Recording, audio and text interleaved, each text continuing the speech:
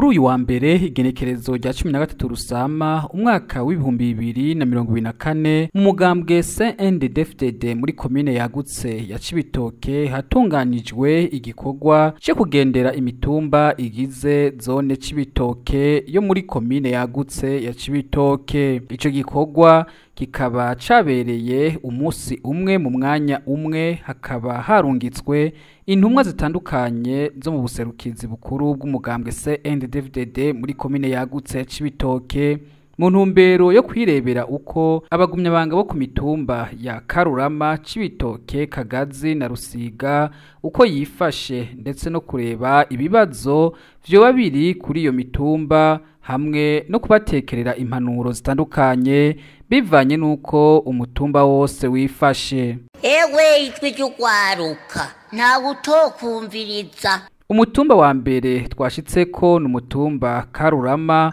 Uwo mutumba ukaba uriko abagumyabanga batari bake bari baje kwakira abaserukizi baje baserukira umugambwe CNDD-FDD muri komine yagutse ya Cibitoke. Ivyo birori bikaba byatangujwe n'imvyino zo kwakira abashitsi.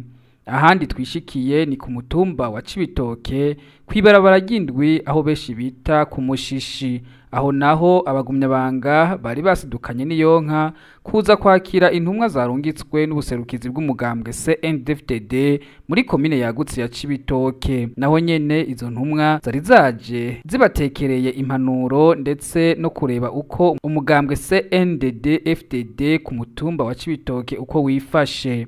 Umutumba twasozereye ko ni ku mutumba wa Kagazi, naho nyene ubuserukizi bw'umugambwe CNDD-FDD muri komine yagutse ya Cibitoke hakaba hari harungitswe intumwa zaje kwirebera uko abagumyabanga bo ku mutumba wa Kagazi uko bifashe mu bijanye n'ibikorwa by'umugambwe CNDD-FDD hamwe no kwiyumvira ibibazo bimwe bimwe vyoba biri kuri uwo mutumba. Izo ntumwa zikaba nazo nyene zatanze impanuro zitandukanye ku bagumyabanga bari bitabiriye ivyo birori.